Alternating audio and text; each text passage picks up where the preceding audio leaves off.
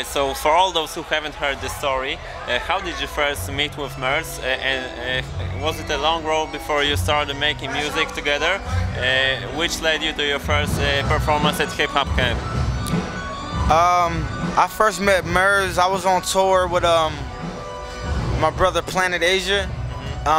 This is the first time Planet Asia ever took me on the road. First time I've ever been on the road.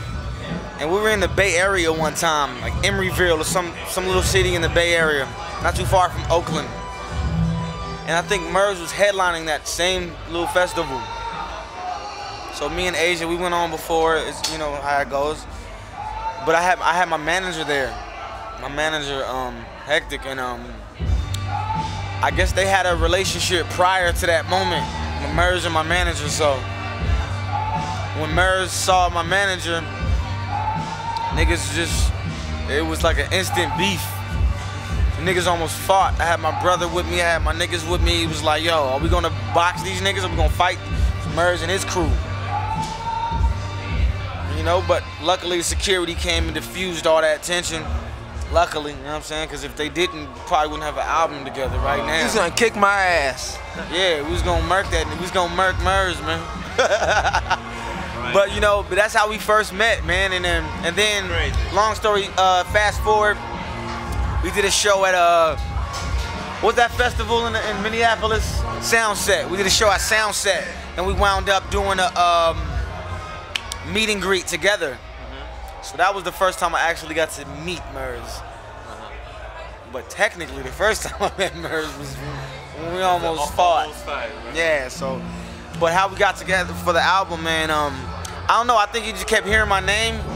He kept hearing my name like, yo, motherfuckers was bugging him like, yo, book Fashawn for paid dues. Book Fashawn for paid dues. Book Fashawn for paid dues. So eventually he kept hearing my name. He's like, who the fuck is Fashawn? He's like, oh, that's the kid. We almost, oh. And then eventually he reached out and wants to do this album, and I was honored. I didn't expect that. Especially coming from that history, I was like, yo, you want to do an album with me? Like, do you remember how we first met? No, of course you don't. But it eventually happened, and yeah, I couldn't be happier, man. Now I'm at a hip-hop camp with my brother. And when I was watching a few of your interviews, you said that you really don't record together because every time you get together in the studio, you just hang out and chill. So how did the album happen? Well, yeah, like you said, man, when we got in the studio together, it was just like, yo, we were just friends, homies, like brothers, like just talk shit and talk about certain things that we felt passionate about. We didn't really make much records. We made Just Begun, Slash Gordon, everything else, literally everything else was made in 2 different states. Murs was in Arizona, I was in California. And I don't know how, the chemistry sounds like so, I don't know, it just sounds like we were there the whole time, like in one place, you know, and I don't know, I feel like me and Murs are like, I don't know, like a Siamese twin, like disconnected at birth, you know what I'm saying, like, and he's just a decade older than me, you know what I'm saying, like, but I feel like we're kind of the same kind of person. That's why, like, I can intertwine with his flow so easily, and vice versa. You know? Yeah, intellectually, like what we're talking about, how we say it, who we're talking to, who we're speaking for. We kind of just, it's synonymous in that light, you know. So it was only right that me and him do an album together, man. Yeah. And when Boy Meets World came out, a lot of people compared you to Nas. Do you still get those comparisons? And have you had a chance to meet Nas in person? No, I've never got to meet Nas in person. I've been in the presence of Nas plenty of times, but I've never been introduced to him. We've never met, like, yo, I'm Fash, this is Nas, you know what I'm saying? Like, we've never been introduced.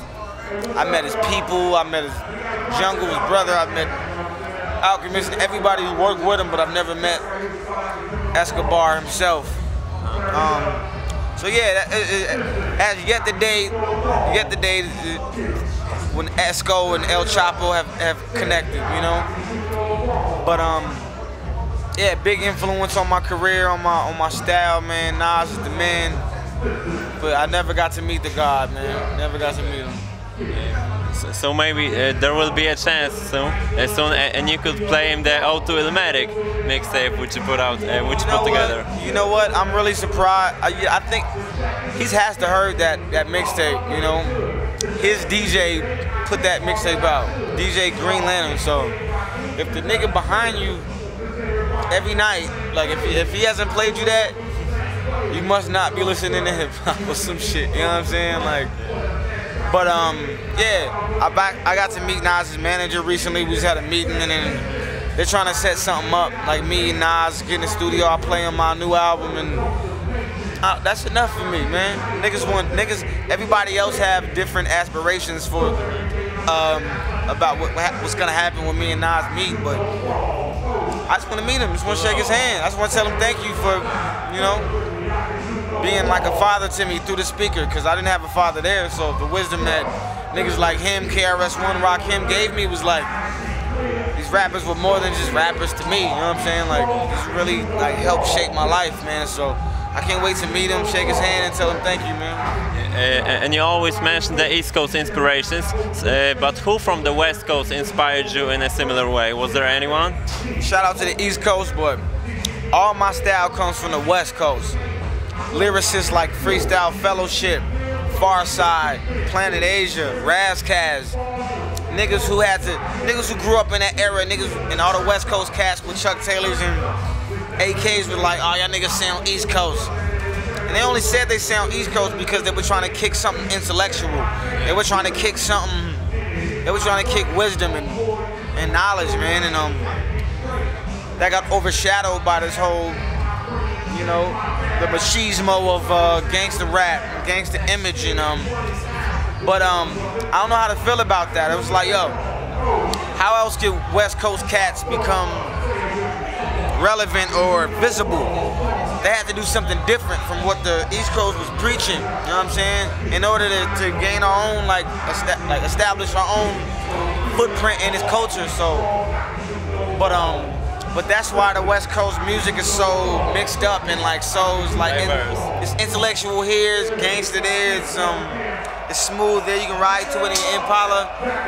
You can fucking monster truck to it on some hardcore shit. Whatever you want to do, like you can do that with California music. You know what I'm saying? With the culture of hip hop out here. Like I'm not sure you can do that with anywhere else. You go to New York and you hear some smooth shit or some bouncy Jeep. Funky shit, you're gonna be like, yo, that sounds like some West Coast shit, you know what I'm saying? But when you come to the West Coast,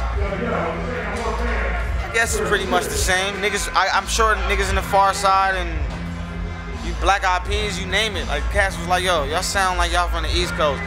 But it's just the influence, man. And I feel like, yo, I hate when people try to confine anything, whether it's an art, a genre, a race, a color, a belief. Like, you should always expand on everything and anything. So when niggas say I sound East Coast, I'm like, yo, what is East Coast? Intellectual shit? You say I sound East Coast because I'm using big words? So you mean to tell me West Coast niggas don't read? We're stupid? Like, you know what I mean? Like, so I just wanted to shatter all that. You know what I'm saying? I was a nigga who did school. Let's go fuck bitches, sell drugs. Next day, I did school again, go to the library, you know what I'm saying, and read all day, you know what I'm saying, like, that was just the balance of my life, you know. I don't know if I could contribute, or if I could, you know, blame East Coast or West Coast influence for that. That's just the kind of, the DNA I come from, you know what I'm saying. I think that the East Coast comparisons may have come from the fact that your first album, Boy Meets World, was based on samples, and I think that might be a part. But at the same time, you're bringing those elements from the East Coast and setting it in the West Coast surroundings, so you don't really sound like an East Coast MC if someone listens to you, right? I love East Coast music. I love this culture out there. I like how they pronounce, like, when I say, like, West Coast niggas will say air, like air. Niggas in the East will say, like, air. Like, air. Like, and you can rhyme it with so many different words, you know what I'm saying? Like air, there, like bear, Fresh Prince of Bel-Air, and like you can name it, so you can rhyme it with just by using the dialect in which they speak, even though it's the same words that we use on the West Coast. It's like I just took that kind of that mentality and that thought process and applied it to my music, you know. Like I love Hop Kemp, I love Nas, I love 50 Cent, like, you name it, Talib Kweli. Like that's the shit I chose to listen to. Growing up in the West Coast, we had to listen to Snoop, Dre, like that's all we was fed. That's all we was fed. But when I got like 13, 14, when I hustled up enough money to buy my own albums, you know what I'm saying? Like buy my own, start my own record collection, opposed to like digging in my brother's collection.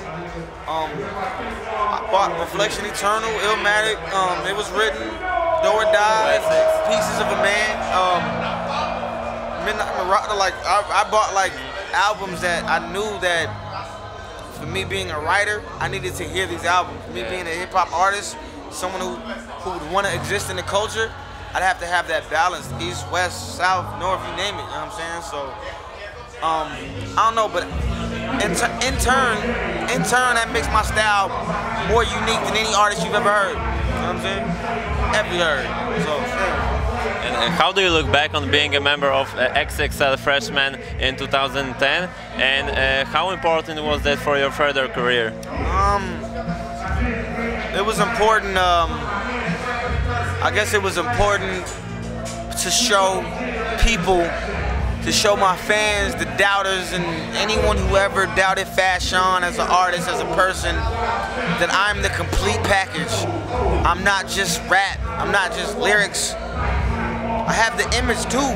There's people out there who want to dress like me, who want to be like me, want to speak like me, and think like me. Like, I'm not just a nigga who stands behind a notepad and stands behind a mic. Like, there's people who I'm not just their favorite rapper, but they want to be me, and that double XL validated that thought I already had in my head. But it's like now I'm a cover boy. I'm out there. I'm in the grocery aisles now. It's like it's a different feeling, you know. I come from the backpack era, the Jansport era, and it was just me and my tape recorder. You know what I'm saying? So that proved to people that I could be a star, not just an MC, but I could be a superstar, you know what I'm saying? So, and ever since then, I've been shining, man, so, yeah.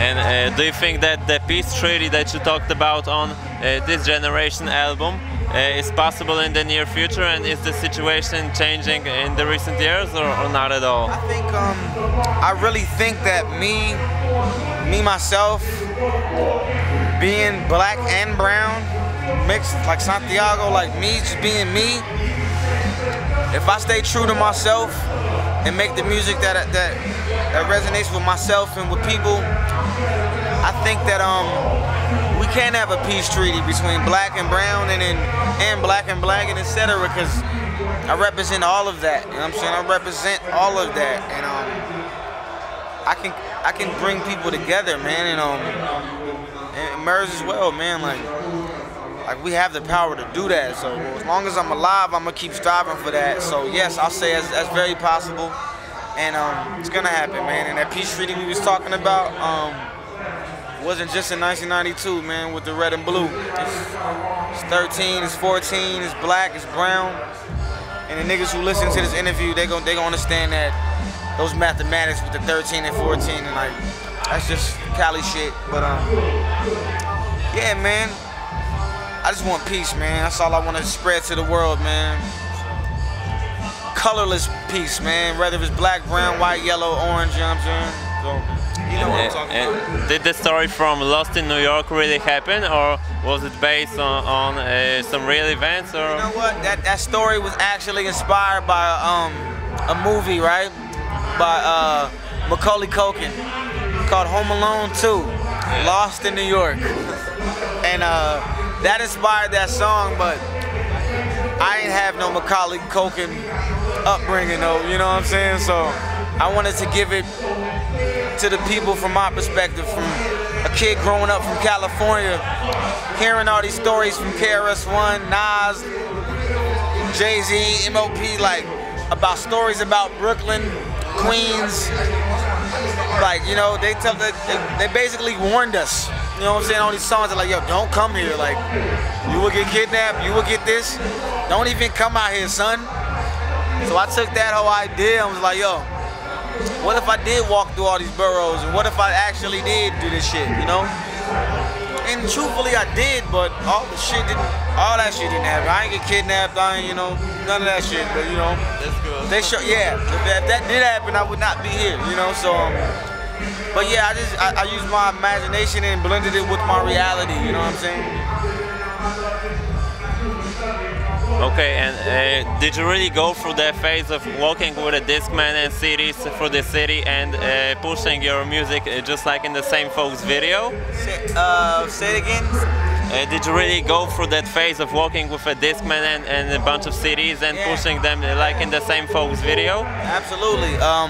When I had this album called One Shot, One Kill out with Mick Boogie and Terry Urban. Mixtape. I was really on Venice Beach trying to sell that CD to people, you know? Nobody bought one single copy. No single copy. But then maybe a year later, 2 years later, I came back with evidence, and I had Boy Meets World out at the time, and XXL, I think I got the cover at that time, and then we went to Venice Beach, and I tried to sell CDs for my second time, and I sold CDs. I actually sold CDs this time, you know. So yeah, that story is true. The only thing that's not true is me selling CDs. I didn't sell any CDs the first time. In that video I did, but that's the only non-factor of that video. Everything else completely factual. Okay, and you have released some dope videos thus far. Do you have any which is your personal favorite? Where you had the most fun shooting it? Skating down the block. Skating down the block is one of my favorite videos. Life is a Shorty. Life is a Shorty was my favorite videos. Just because what I was going through at the time, you know. I remember shooting that video and being proud of it, but I remember looking at my reality in my life, and it was synonymous to everything I was talking about on the song. Like, I was still young and my life was still fucking rough, you know what I'm saying? Like, I remember leaving the hotel, my girl was pregnant with my daughter, and I left her at the hotel. I'm like, yo, I gotta go shoot a video. And that was the video I shot. You know what I'm saying? Life is a Shorty. Shouldn't be so rough. While my shorty was developing in her stomach, you know what I'm saying? So, very special. That's a very special video. This Generation with Murs. All the videos I shot with Murs, man. All the videos, man. It was special. Okay, and how was it looking with your second solo album? Any new info about that? Yeah, me and Exile. It's not just my second solo album. It's the sequel. It's the sequel to Boy Meets World. It's the continuation of that story. It's how that boy became a man and how he feels about the world now, opposed to how he felt when he was just a boy, naive, with assumptions about how the world would be, how it should be. This is the man now, you know, and where I'm at now in my life and what my thoughts are, where my brain is at, like. And it's completely produced by Exile, you know. I did a lot of albums without him, like This Generation, Champagne and Styrofoam Cups, etc., Hotel-Matic, Grizzly City 3, you name it. But my fans and myself, I've always felt like, yo, I gotta go back home. I gotta go back to that sound we invented together, you know what I'm saying? Easy to do mixtape shit, and it's easy to do what people tell you to do. It's easy. But to follow your heart is the hardest thing. To even listen to your own brain is very difficult to do in this crazy world, in this congested world. When people are trying to imply their thoughts on you and their ideas on you. But yeah, I finally got a place. I found a space where I can create and say whatever I like and say what I feel. You know. What are your craziest memories from being on tour? Almost dying in Zurich, Switzerland. Almost died in Zurich. Niggas tried to kill us, man. Like, we was walking down this block. We had some really beautiful women with us. We just came from a Ghostface Killer show. My first Ghostface Killer show, and then I guess we walked down the wrong neighborhood, right? Where they was doing prostitution and pimping. So we had some really fly girls with us. So I guess the pimps in that neighborhood thought that we were trying to come and set up shop and take their money and take all their clientele. but that wasn't the case. We was just trying to go to the club that was down the street, and we wound up walking down the wrong block. And before I know it, me and my manager and two beautiful girls were like fighting for our lives, and a bunch of Albanian mafia niggas tried to kill us in Zurich, Switzerland. True story. Shout out to, I think it's called Long Street. Long Street, yeah. We was on our way to this place called The Club. Simply The Club. Okay, and last question. What are the most important lessons and advices that you as a young C got from the veteran Murs? Not just Murs, but all my big homies, man. Love the music, don't love the money, man, you know? Love the music, don't love the money, man. If you do that and you stay true and you always have that, you know, that enthusiasm and that passion about your music, the money will come, you know what I'm saying? Like, your family be straight, you'll be taken care of, like, that'll all happen, you know what I'm saying? But don't ever stray away from this music, man, because that's what got you here. And that's the most important thing. Taught me a lot, but that's the most important thing that my big homies taught me. Okay, and to finish, would you like to add something for your Polish fans? Excuse me? Would you like to add something for your fans in Poland? Yes. Could you guys book me for a show out there so I can come and talk to you guys directly and not behind the camera or a microphone? I would love to come talk to y'all, smoke some weed with y'all. Early next year. Yeah, so Poland. Fashawn needs to come there and we need to hang out. We need to become family. We're already friends, so let's become family. Okay, so thanks a lot, man. No problem, man. Much respect. Thank you.